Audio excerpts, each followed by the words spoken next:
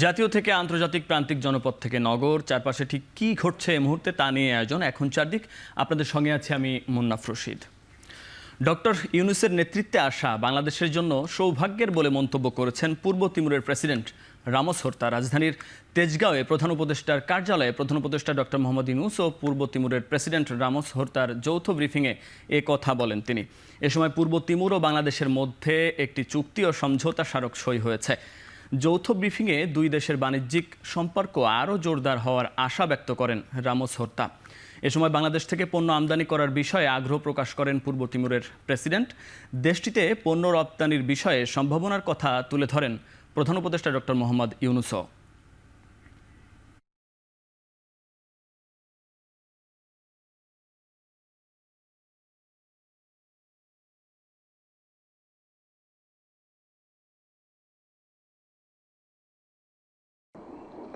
Today, to visit a new Bangladesh that is going through remarkable transition and transformation,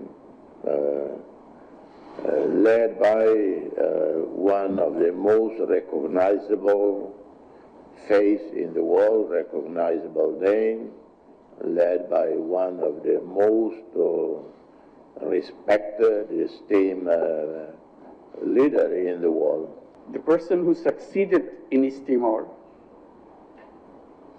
was Amira Haq from Bangladesh. So Amira Haq was literally the head of the government in East Timor. And Bangladeshi Peace Corps, peacekeeping army, they were the one who were running the country. এর আগে সকাল 10:30টার দিকে ঢাকা সেনানিবাসের সেনাকুঞ্জে পূর্ব তিমুরের প্রেসিডেন্টকে guard of honour দেওয়া হয়। এ সময় উপস্থিত ছিলেন অন্তর্বর্তী সরকারের প্রধান উপদেষ্টা ডক্টর মোহাম্মদ ইউনূস। এর আগে 4 দিনের সফরে ঢাকায় পৌঁছান পূর্ব তিমুরের প্রেসিডেন্ট হোসে রামোস হোর্তা।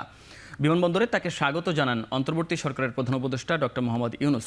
শনিবার রাত 10:30টার দিকে সিঙ্গাপুর এয়ারলাইন্সের একটি বিশেষ ফ্লাইটে শাহজালাল আন্তর্জাতিক বিমানবন্দরে পৌঁছান তিনি।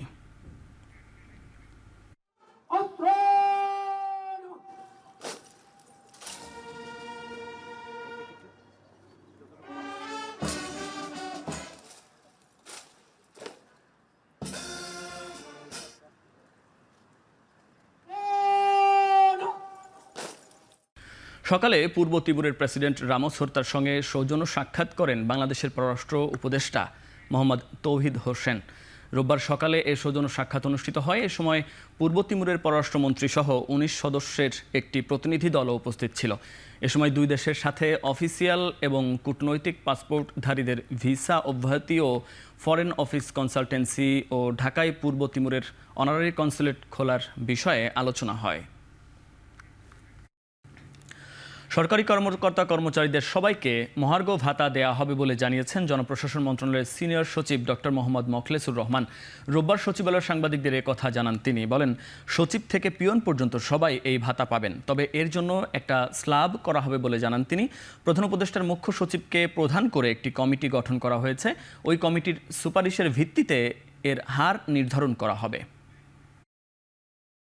মহার্ঘ ভাতার সুবিধা পেনশনাররাও পায়, সে ব্যাপারে সরকার একমত যে চেষ্টা থাকবে শর্টেস্ট পসিবল টাইমে সরকারকে সাজেশন দেওয়া, সরকার সাজেশন দিলে ইমপ্লিমেন্ট করবে এবং এটা যত তাড়াতাড়ি যায় তত মঙ্গল। বাংলাদেশে ভারতীয় সব টিভি চ্যানেলের সম্প্রচার বন্ধ চেয়ে হাইকোর্টে রিটের শুনানি জানুয়ারিতে অ্যাটর্নি জেনারেলের উপস্থিতিতে হবে বলে জানিয়েছেন হাইকোর্ট। সোমবার বিচারপতি ফাহমিদা কাদেরের নেতৃত্বাধীন হাইকোর্ট বেঞ্চে রিটের বিষয়টি শুনানির জন্য উপস্থাপন করা হলে এ আদেশ দেয়া হয়। রিটে তথ্য মন্ত্রণালয়, স্বরাষ্ট্র মন্ত্রণালয়, বিটিআরসি সহ সংশ্লিষ্টদের বিবাদী করা হয়েছে।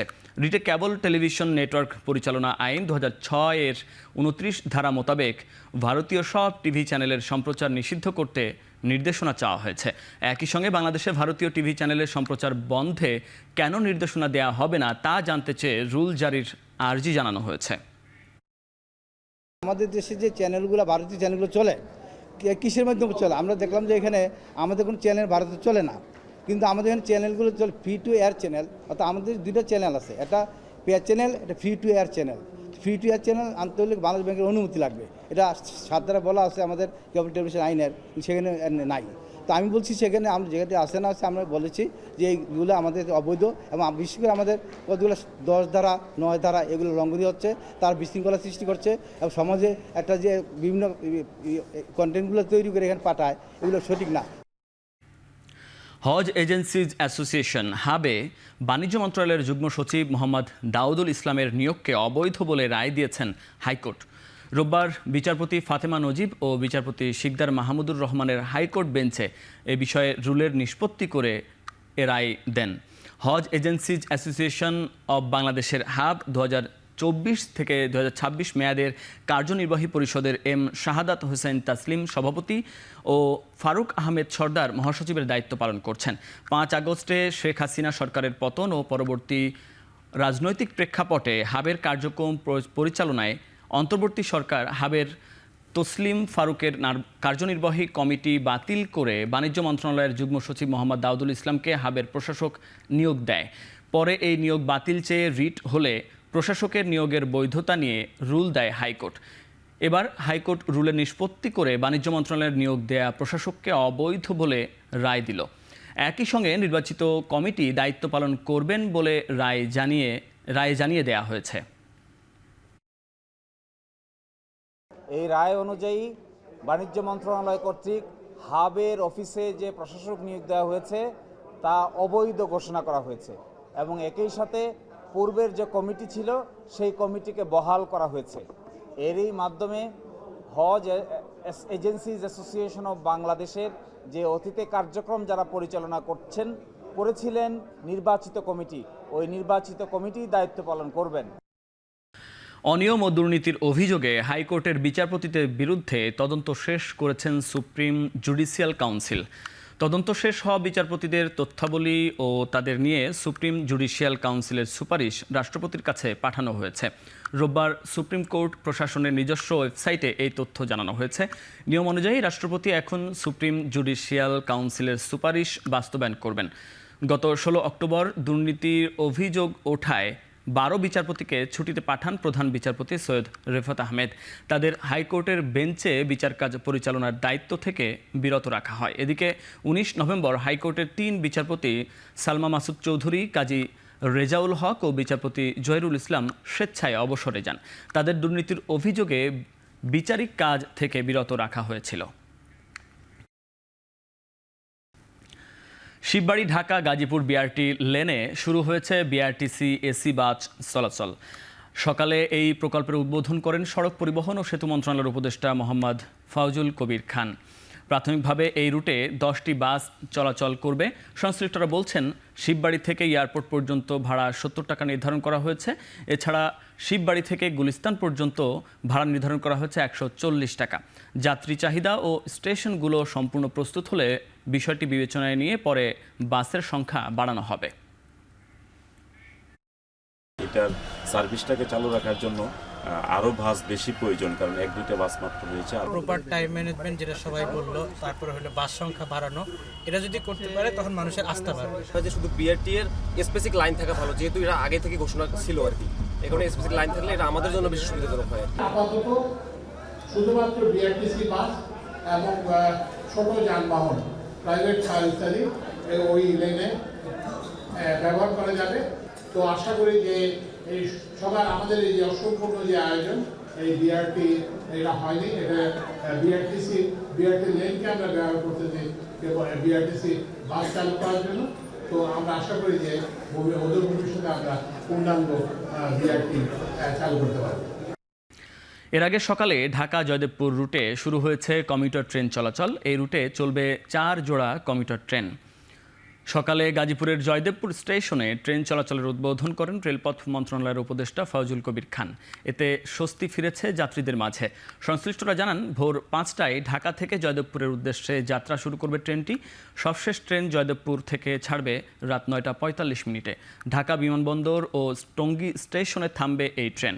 তবে প্রতি শুক্রবার তুরাগ কমিউটার এবং শনিবার বন্ধ থাকবে জয়দেবপুর কমিউটার ট্রেনটি।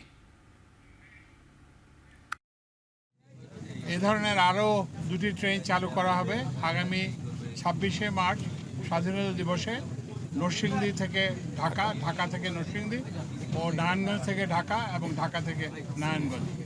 এখন আমরা গণপরিবহনের উপর জোর দিচ্ছি। ট্রেনের জন্য মাসিক পাসের ব্যবস্থা করব এবং সম্ভব হলে বিআরটিসিরও বাসের জন্য মাসিক পাসের ব্যবস্থা করব। জাতীয় বার্ন অ্যান্ড প্লাস্টিক সার্জারি ইনস্টিটিউটের পরিচালক রায়হানা আওয়ালের পদত্যাগের দাবিতে মানববন্ধন করেছে হাসপাতালটির চিকিৎসক ও কর্মকর্তা-কর্মচারীরা। সকালে হাসপাতালের প্রধান ফটকের সামনে ওই পরিচালকের পদত্যাগের দাবিতে জড়ো হন কর্মকর্তারা। এ সময় কর্মকর্তা-কর্মচারীরা বলেন, ফ্যাসিস্ট কর্তৃত্ববাদী আওয়ামী লীগের সরকারের সময় তিনি নিয়োগ পান। এরপর থেকে নানা অভিযোগ ছিল তার বিরুদ্ধে। নানাবিধ অসন্তোষ থেকে এই মানববন্ধনের আয়োজন করা হয়।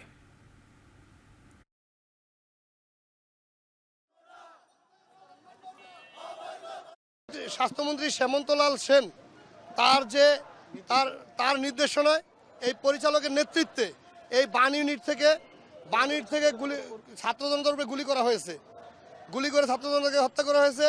সেই পরিচালককে আমরা আর এই বানে বা এটা আমরা দেখতে চাই না। 5 ঘন্টার ব্যবধানে সিরীয় সেনাদের ঘাঁটি লক্ষ্য করে 61টি মিসাইল ছুড়েছে ইসরায়েল। এছাড়া স্থানীয় সময় শনিবার সন্ধ্যার পর কুনেইত্রা প্রদেশে ইসরায়েলি বিমান হামলায় ক্ষতিগ্রস্ত হয়েছে পানি সরবরাহ ব্যবস্থা। সড়ক ধসে যাওয়ায় ব্যাহত হচ্ছে যান চলাচল। দক্ষিণ পূর্ব সিরিয়ায় দফায় দফায় সংঘাতে জড়াচ্ছে তুরস্ক সমর্থিত সিরিয়ান ন্যাশনাল আর্মি ও কুর্দিশ সমর্থিত সিরিয়ান ডেমোক্রেটিক ফোর্সেস।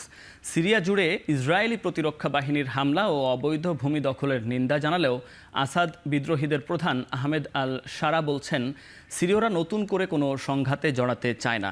এদিকে মার্কিন পররাষ্ট্রমন্ত্রী অ্যান্টনি ব্লিংকেন জানিয়েছেন, সিরিয়ার বিদ্রোহী সংগঠন তাহরির আল শামের সাথে সরাসরি যোগাযোগ শুরু করেছে ওয়াশিংটন।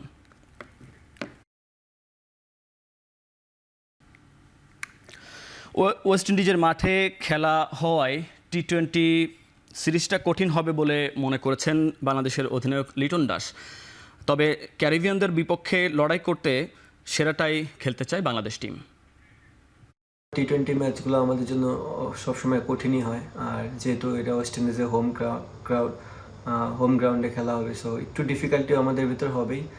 বাট আমরা চেষ্টা করব যে এখান থেকে কীভাবে বেরিয়ে আসা যায় এবং আমাদের টিম কমিউনিকেশন চিন্তাভাবনা করে তারপর এই জিনিসটা আগাবো। বেস্ট যে টিমটা হবে বাংলাদেশ টিমের জন্য সেটাই আমরা করব। শেষ করছি এখন চারদিক। এখন টেলিভিশন ওয়েবসাইটে দেখতে ভিজিট করুন www.ekhon.tv এবং ফেসবুকে দেখতে ভিজিট করুন facebook.com/tv.ekhon এবং ইউটিউবে দেখতে ভিজিট করুন youtube.com/tv.ekhon।